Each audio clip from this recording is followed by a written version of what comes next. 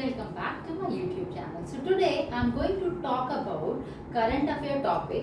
इसमें ये बताया है कि दीपा मलिक जो है वो नेशनल एम्बेसडर बनी है टीबी मुक्त भारत बनाने के कैंपेन में. सो Deepa Malik becomes national ambassador for TB मुक्त Bharat campaign.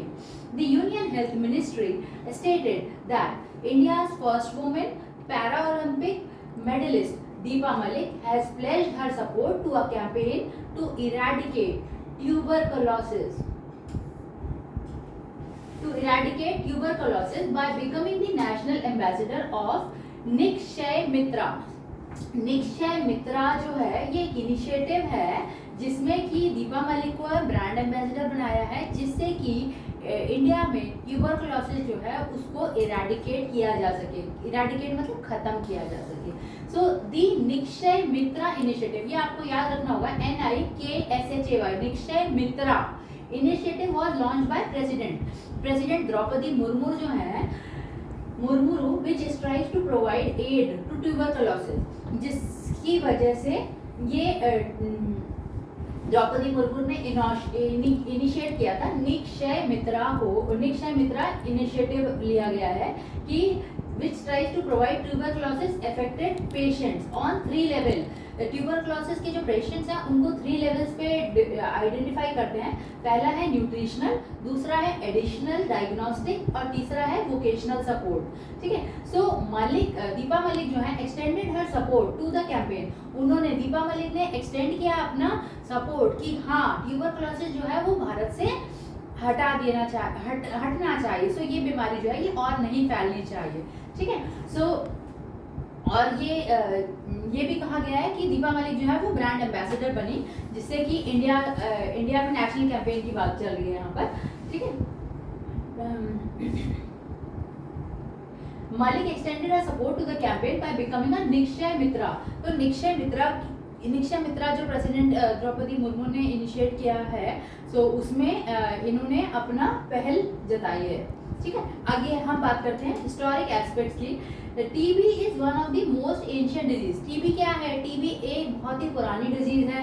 It has been referred to in the Vedas and Ayurvedic संहितास.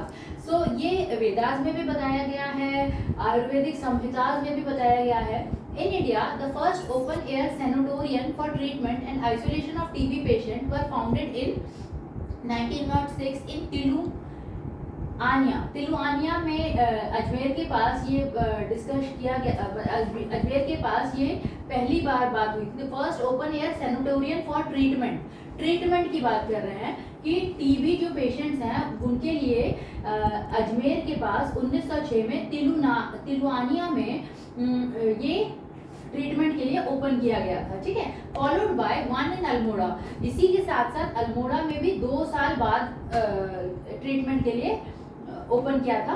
In 1909 the first non missionary sanatorium was built near Shimla.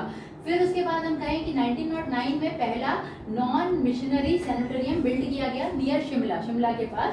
Upon the earlier work done by doctor Louis Hart from 1908. सो इसके बाद हम बात कर रहे हैं कि जो वर्क किया गया वो डॉक्टर लुइस ने काम किया. Louis Hart from 1908 the United Mission tuberculosis sanatorium United Mission TS United Mission tuberculosis was built in 1912 at Madanapalle South India में. ये डॉक्टर लुइस हार्ट ने UMTS का ट्रीटमेंट का जो एस्टैब्लिशमेंट है वो सैनिटोरियम एस्टैब्लिश किया था साउथ इंडिया में. अच्छा, अब आगे बात करते हैं. Doctor Frimodt Moller the first medical superintendent played a large role. जो डॉक्टर फ्री मोलर हैं द फर्स्ट मेडिकल सुपरिटेंडेंट, उन्होंने प्ले किया large role in India fight against TB through the training of TB workers की training को बात करते हुए conducting TB survey 1939 and introduction of BCG vaccination. इसी के साथ साथ BCG वैक्सीनेशन जो है उसको इंट्रोड्यूस किया गया. ठीक है. In addition the first TB dispensary was open in Bombay. अब टीबी डिस्पेंसरी जो है वो बॉम्बे में भी ओपन की गई. followed by another in Madras, एक मद्रास में भी ओपन की. Soon anti-TB societies were formed in Lucknow and Ajmer. So followed by another in Madras. Soon TB societies were formed in Lucknow और अजमेर में भी TB societies बनाई गई.